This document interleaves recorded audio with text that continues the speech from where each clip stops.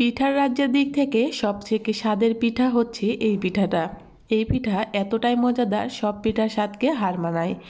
আমি আজকে তৈরি করে দেখাবো খুবই মজাদার একটি পিঠা। এই পিঠা হচ্ছে তিলপুলি পিঠা। শীত ফুরিয়ে যাওয়ার আগে একবার হলেও এই পিঠা বাসায় তৈরি করবেন, দেখবেন এই পিঠার ফ্যান হয়ে যাবেন। প্রতিবারের মতো এবারও ভিডিওটি আমি খুব সহজ এবং সুন্দর মতো তৈরি করার চেষ্টা করেছি, যাতে আমার প্রিয় ভিউয়ার্সদের বুঝতে সুবিধা হয়। চলুন কথা না বাড়িয়ে চলে যাচ্ছি ঝটপট মূল প্রস্তুত প্রণালীতে। তিলপুলি পিঠা তৈরি করার জন্য আমি এখানে প্যানে 1 কাপ তিল নিয়ে নিলাম। আমি এখানে সাদা তিল ব্যবহার করেছি, খোসা ছাড়া। তো আমি এবার এই তিলটাকে হালকা আঁচে ব্রাউন কালার করে তিলটাকে অনবরত নেড়ে চেড়ে ভেজে নেব। তিলটা ভেজে নেওয়া হয়ে গেলে আমি বাকি প্রসেসগুলো আপনাদের এক এক করে দেখিয়ে দিব। এভাবে কিছুক্ষণ নাড়াচাড়া করলে কিন্তু তিলের কালারটা চেঞ্জ হয়ে যাবে, তখন আপনি বুঝে দিবেন আপনার তিলটা ভাজা হয়ে গেছে। এবার আমি পরবর্তী স্টেপে চলে যাচ্ছি। আবার একটি প্যান নিয়ে তার ভিতরে 1 কাপ নারকেল গুঁড়া দিয়ে দিলাম। তার ভিতরে দিয়ে দিব 1 কাপ খেজুর গুড়। আপনারা প্রয়োজন মতো মিষ্টিটা বাড়িয়ে কমিয়ে দিতে পারেন। খেজুর গুড় দেওয়া হয়ে গেলে আমি কিন্তু এটাকে অনবরত নেড়ে চেড়ে মিশিয়ে নেব। এ পর্যায়ে চুলার আঁচটা মিডিয়ামে আছে। তো এবার আমি একটা মুখ ফাটানো এলাচ দিয়ে দিলাম। গুড়টা যতক্ষণ না পর্যন্ত গলে আসছে ততক্ষণ আমি কিন্তু এই চুলাতে নাড়াচাড়া করব। নাড়াচাড়া করতে করতে এক সময় দেখবেন যে আপনার গুড়টা এভাবে গলে এসেছে। এখন আমি ভেজে রাখা তিলটা দিয়ে দিব। তিলটা কিন্তু হালকা আমি একটু ব্লেন্ডার করে নিয়েছি, খুব বেশি মিহি করিনি। কিছু আস্ত আছে, আবার কিছু মিহি হয়ে আছে। এরকম পর্যায়ে আপনারা কিন্তু তিলটা ব্লেন্ডার করবেন, তাহলে খুবই ভালো হবে। নারকেল, খেজুর, তিল এই তিনটা মিশ্রণে এই পুর কিন্তু অসম্ভব মজাদার। এটা পিঠাতে, যে কোনো পিঠাতে দিলে কিন্তু অনেক বেশি ভালো লাগে। তো আমি কিন্তু এবার নেড়ে চেড়ে এই পুরটা মিশিয়ে নিচ্ছি।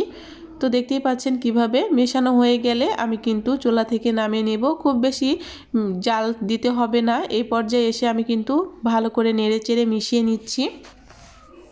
আর দেখুন আমার কিন্তু পুরটা একদম রেডি হয়ে গেছে। আমি কিন্তু এবার পুরটাকে নামিয়ে নেব।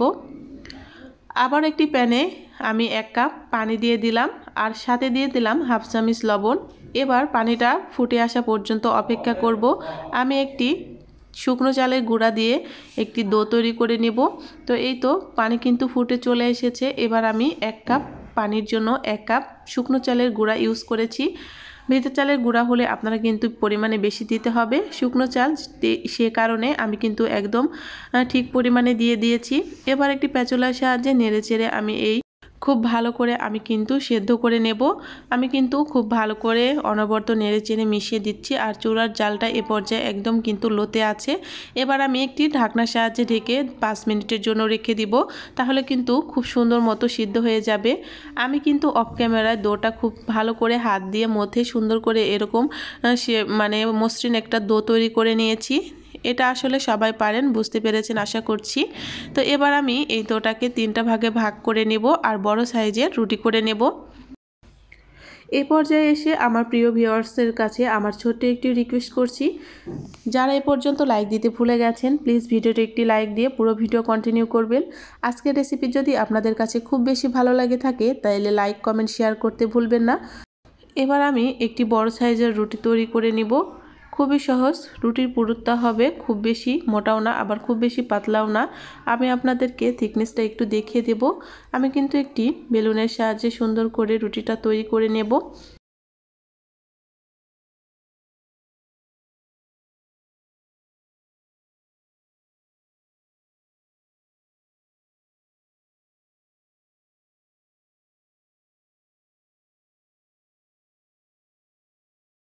রুটি কিন্তু আমার তৈরি করা হয়ে গেছে। আমি এবার একটি স্টিলের বাটি নিয়েছি। এবার এই শেপে কিন্তু আমি গোল গোল করে রুটিটাকে কেটে নিব। তো আপনারা চাইলে যে কোনো শেপ ছোট বড় করে কাটতে পারেন, আপনার সেটা পছন্দ মতো। তো আমি কিন্তু বড় বড় কয়েকটি পিঠা তৈরি করব, আর এভাবেই কিন্তু এই শেপেই আমি কেটে নিচ্ছি। তো এভাবে কিন্তু আমি এই রুটি থেকে 4টা গোল গোল করে পিস করে কেটে নিচ্ছি। দেখতে পাচ্ছেন খুবই সহজ। এবার এর ভিতরে আমি নারকেল তিলের পুরটা দিয়ে দিলাম। আজকে খুব সহজ করে আপনাদেরকে এই রেসিপিটা করে দেখাচ্ছি। আশা করছি আমার প্রিয় ভিউয়ার্সরা অনেক সহজে বুঝতে পারবেন। এবার আমি হাতের সাহায্যে চারিপাশ এভাবে সিল করে দিব। আর একটি হাতের সাহায্যে আমি কিন্তু সুন্দর করে এভাবে ডিজাইন করে নিব।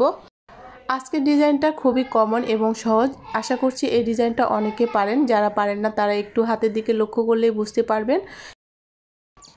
তো রেডি হয়ে গেল আমার একটি তিল পুলি পিঠা। তো দেখুন কতটা সুন্দর লাগছে দেখতে। আপনাদের বোঝার সুবিধার জন্য আমি আরেকটি পিঠা আপনাদের সামনে আবারও ডিজাইনটা করে দেখাচ্ছি। যারা একদম নতুন আছেন, কোনো ডিজাইনই করতে পারেন না, তারা কিন্তু খুব সহজে এই ডিজাইনটি তৈরি করবেন, আর তাহলে কিন্তু সুন্দর লাগবে দেখতে। দেখুন আমি সবগুলো পিঠা কিন্তু এভাবেই তৈরি করে নিয়েছি। এবার চলে যাচ্ছি চুলাতে। আমি চুলাতে একটি প্যান বসিয়ে দিয়েছি আর পিঠাগুলো এভাবে আমি প্যানে দিয়ে দিলাম। আমি কোনো রকম তেল ছাড়াই কিন্তু এই পিঠাটা আজকে তৈরি করব। এভাবে পিঠাগুলো দিয়ে আমি একটি ঢাকনার সাহায্যে ঢেকে দিব। আর 2-5 মিনিট পরে আমি কিন্তু একটু ঢাকনাটা উঠিয়ে পিঠাগুলোকে উল্টিয়ে দিয়েছি। আবার আমি ঢাকনাটা আবারও দিয়ে দিয়েছি। এভাবে কিন্তু উল্টিয়ে পাল্টিয়ে পিঠাগুলোকে আমি ভেজে নিব। দেখুন আমার পিঠার কালারটা কিন্তু অলরেডি চেঞ্জ হয়ে গেছে। খুবই সহজ, আশা করছি আপনারা বুঝতে পারবেন। এভাবে কিন্তু উল্টিয়ে পাল্টিয়ে আমি কিন্তু পিঠাগুলো ভেজে নিয়েছি। তো এবার আমার পিঠাগুলো ভাজা হয়ে গেছে, আমি কিন্তু এবার উঠিয়ে নিব। খুবই মজাদার এই পিঠা, তৈরি করা খুবই সহজ, একবার হলে ওই পিঠাটা তৈরি করবেন। আর এবার আমি আপনাদেরকে সার্ভ করে দেখিয়ে দিচ্ছি। দেখুন পিঠার কালারটা কতটা সুন্দর হয়েছে। উপরটা একদম মুচমুচে হয়েছিল আর ভিতরে পুরে ভরা এই তিলপুলি পিঠা। দেখতে যেমন সুন্দর, খেতেও অসাধারণ। আমার কাছে সবথেকে পিঠার রাজ্যে এই পিঠাটা খুব মজা লেগেছে। আশা করছি আপনাদেরও অনেক বেশি ভালো লাগবে। আমি এবার পিঠার ভেতরটা আপনাদেরকে একটু ভেঙে দেখাবো। দেখবেন খুবই মজাদার আর ভিতরে পুরে ভরা। এমন নিত্য নতুন সহজ রেসিপি পেতে অবশ্যই আমার চ্যানেলটি সাবস্ক্রাইব করে পাশেই থাকবেন। আজকের রেসিপি কেমন হয়েছে অবশ্যই কমেন্ট বক্সে জানাতে ভুলবেন না। আপনাদের একটি সুন্দর কমেন্ট আমাদের কিন্তু পরবর্তী ভিডিও করার উৎসাহটা অনেক গুণে বাড়িয়ে দেয়। দেখা হচ্ছে নতুন আরেকটি ভিডিওর সঙ্গে। সে পর্যন্ত সবাই সুস্থ থাকবেন, ভালো থাকবেন। আল্লাহ হাফেজ।